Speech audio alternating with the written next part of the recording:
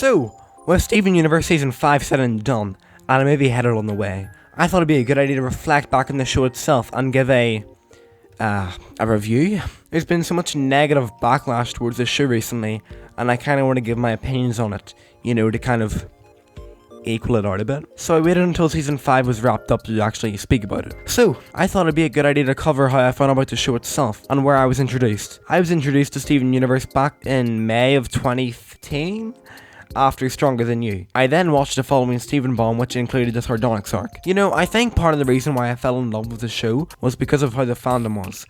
No, not that part. The theorists in the fandom really opened my eyes and brought up some interesting points. Like the idea that Jasper was a forced fusion and that Sardonyx was one of the gems in the fusion. The theorist fandom was smart and they all provided adequate and logical theories. Most of the time. Which leads us on to the ratchet part of the fandom. This fandom was ruthless, to a disgusting degree. Almost everyone knows about these cases, however, I would like to regurgitate it. There was a case on Tumblr where someone drew Rose Quartz. Skinny? Holy shit. The entire fanbase basically bullied her to the point of considering suicide. And the entire Concrete situation. And in case you didn't know, Concrete was a gem created by Rebecca Sugar, which was essentially blackface, and she had debatably racist attributes, such as not being able to read. And last but not least, the entire Lauren Zook situation, which was fucking tragic. Moving on to actual complaints about the show. Most of these I agree with, however, I'll cover it anyways. This is by far my biggest complaint with Steven Universe, and I think this is a really valid point. I think the show is done somewhat incompetently when it comes to storyboarding. This has a knock-on effect. Bad storyboards lead to ugly episodes, and personally, regardless of what happens in the actual episode, the episode is just made worse by having an ugly storyboard. Example being Ruby for Ruby and Crack the Whip. Like, what is this? The story was pretty good and there were some nice shots, but there were some ugly shots as well, which just kind of makes the episode worse for me. It also seems like the Crewniverse can't keep on model. Hiatuses. I think this was sort of valid. This combines with the filler to make for a near unbearable experience. I do want to say now, yeah, looking back, it wasn't that bad a filler. Just the hiatuses made the filler look so aggravating. Yeah, the hiatuses were really long and the Steven Bomb format wasn't really sustainable. I would have much preferred the show being a weekly series. This would mean that there wouldn't be a 6 months hiatus after Lars got revived, to a useless bunch of episodes that barely add to the story. I think the filler would have been more justified if the human characters actually played a part in the climax of the story. Like the human characters joining the Crystal Gems to fight Blue Diamond. I mean, if Connie can fight alongside the Crystal Gems, why can't Ronaldo? He's got a sword. I think the human characters were wasted potential, and there are a surprising amount of questions I still have about the show. Like, where are the government in Steven Universe? Why would the government leave saving the Earth to 3.5 space lesbians? The humans in the show never actually got involved with the gems, really. Only case I can think of is when, humans got kidnapped in Topaz Arc. I think Steven Universe has had so much missed potential. I know this entire situation is kind of subjective. However, I would have loved for Steven Universe to have more action in the show. It is so fucking dumb how every problem is solved with Steven talking to his enemies. I don't understand. How can you forgive someone for trying to kill you? You forgive Lapis so easily for trying to join him. Okay? They had the perfect opportunity to eliminate Steven's ability to talk himself away out of a conflict with White Diamond. But, oh well. We know what happened there. White Diamond was the perfect fool to Steven. And what? She was defeated by blushing? The build up to her character was so good, and she was shrouded in mystery, and then the conflict was resolved in 10 minutes. There has been slight action in the show, however barely any for a show which has got the entire fucking story on top of the Gem War. I'll touch on this later because I have alternate thoughts. I think that the show could have shifted focus to other characters without Steven being present. Like, an episode focused on Peridot and Lapis at the barn would have been cooler instead of an episode based on Onion, an episode based on the pharmacist at the zoo, an episode based on Topaz and Aquamarine instead of Mayor Dewey's midlife crisis. They introduced a mystery girl character and never really touched on her again. This isn't world building. Well, it is.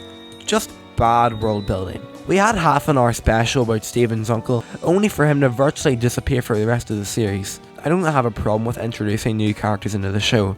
I just have a problem with not expanding on them.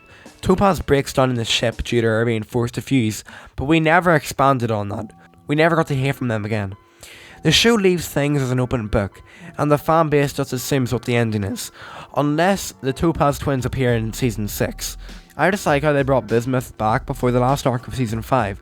This is likely done because of the price of Uzu Abuda. Probably pronounced that wrong, sorry. They could have just not hired her in the first place. This is the exact same case for Sigalite and half the other fusions. Just because they have the image that every fusion needs to be a singer. I don't know.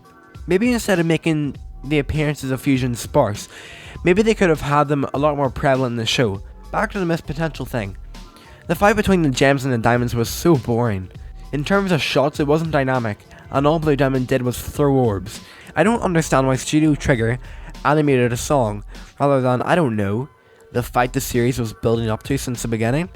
Maybe instead of having the gems fight as individuals, maybe Sardonyx could have appeared and used her hammer. I don't know. Maybe Opal could have appeared and fired up Blue Diamond. I don't really know. Maybe they could have not blue-balled us with Alexandrite.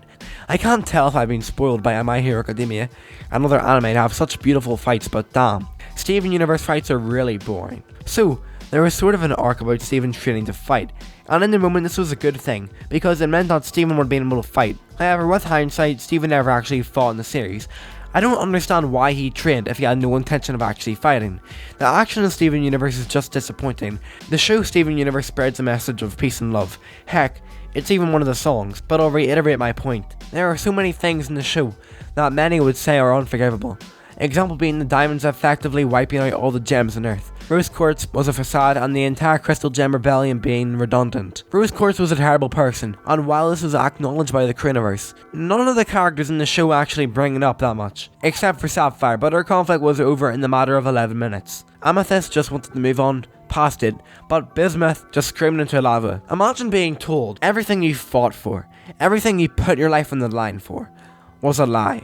I don't know about you, however, I would be in a much worse position after hearing that, and it would take much longer to heal from that revelation. For a show which demonstrates emotion, there wasn't that much of it after the Pink Diamond reveal arc, which confuses me. I don't really care about the entire agenda they were trying to push with the LGBT movement. It felt kind of forced. With the whole wedding situation, I think the wedding rushed the progression of the whole Rose is Pink plot twist of the show. Reunited would have been much better if there was more build up before the diamonds came. Like if the Crystal Gems had to fight off a few court soldiers before Blue and Yellow themselves came. I don't understand how a Peridot came with an escort and Jasper, yet the diamonds just went on their own. Seems kinda naive, but they're space Nazis.